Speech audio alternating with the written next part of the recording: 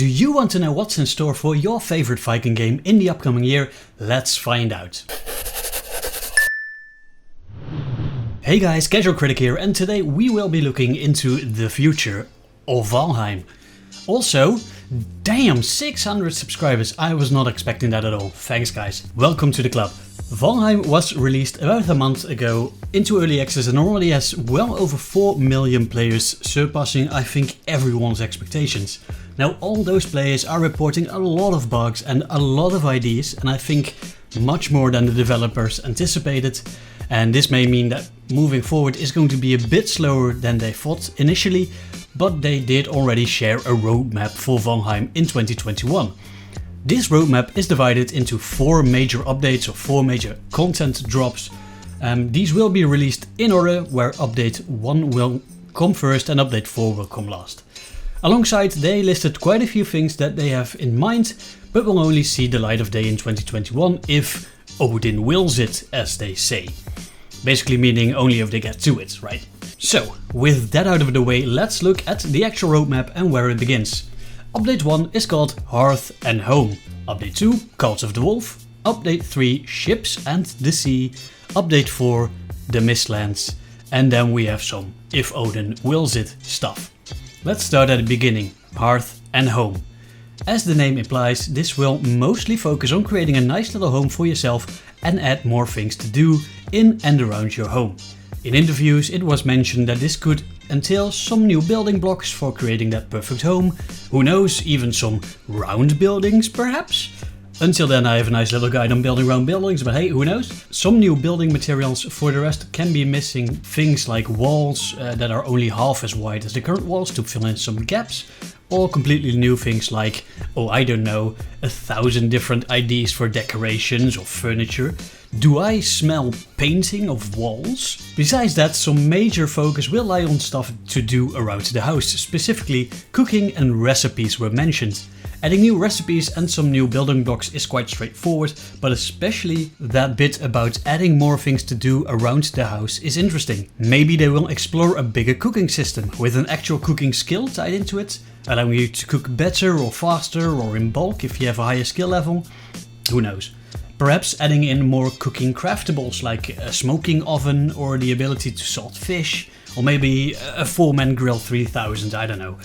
The cooking system currently is quite limited and I would love to see some additions to this.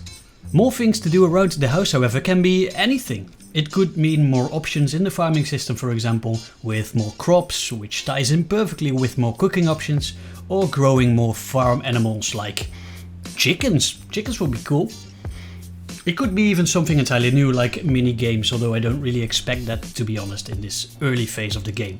I'm really looking forward to this update, as building a proper home has been so much fun up till now, and having even more options to build that perfect base or having more things to do in that perfect base just sounds like music to my ears.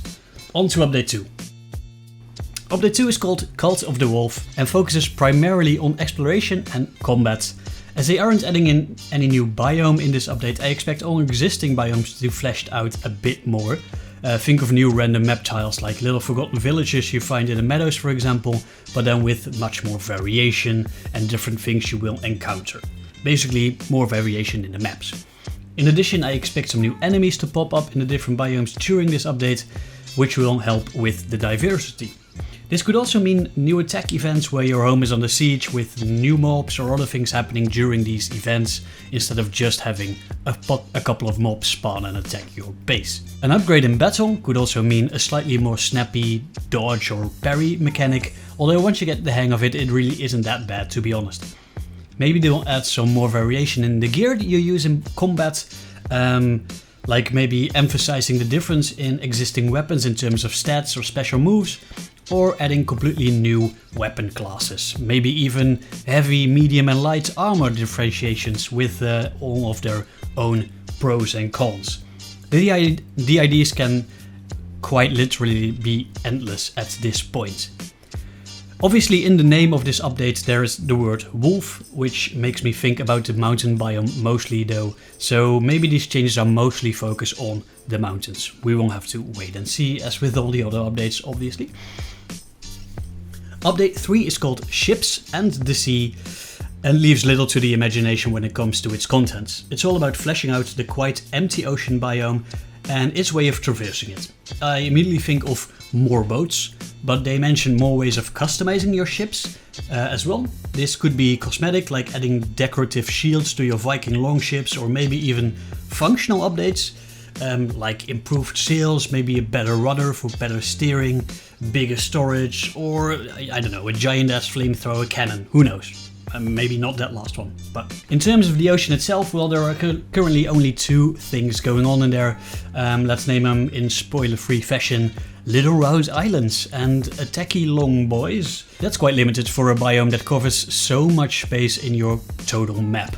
It should be relatively easy to add a few more inhabitants to this biome to hunt.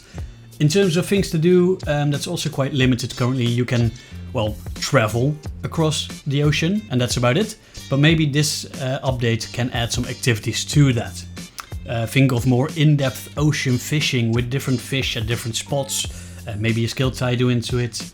Maybe even something like whales to hunt with harpoons, or even narwhals. That would be quite amazing and fitting into the theme, I guess. Narwhals would be amazing. In terms of randomization and events in the ocean, it's quite shallow as well. The most exciting thing that you can currently encounter in the ocean is waves. In my head, I'm immediately seeing giant whirlpools, or krakens, or sharks, pirates, space pirates. Sure, it's definitely going to be that last one. The possibilities are basically endless, but I would love to see some more events happening in the ocean besides just waves. Update 4 is clearly the next step once the core of the game is more moving towards its final form and is in order. In the Mistlands, a new biome is going to be added to Valheim. The Mistlands are actually already in-game. Players are able to find certain patches of Mistlands, but sadly the areas are currently quite empty, besides the base decoration, I guess. It looks really cool. I won't spoil it in this video. Maybe you'll encounter it yourself, have a look at it. It looks really, really cool, but sadly it's all very much empty at the moment. It appears the Mistlands will have a darker theme than the other biomes so far in the game, and I can't wait to dive into a bit more of mystery and fear and, well, basically that dark aesthetic, I guess.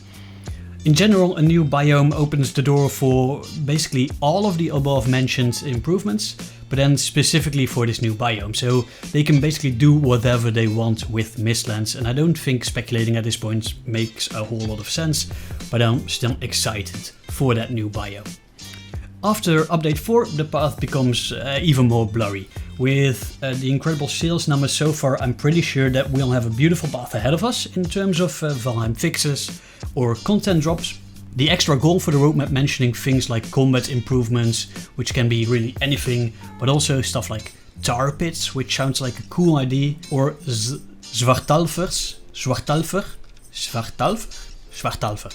which basically translates to dark elves. That sounds really cool. I'm really looking forward to seeing what they could potentially do with something like adding a race of dark elves into the game.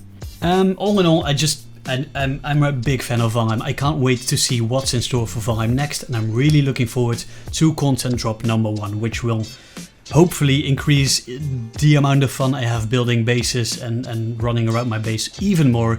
In the meantime, have fun in Valheim, guys. Thank you for watching, and I will see you next time.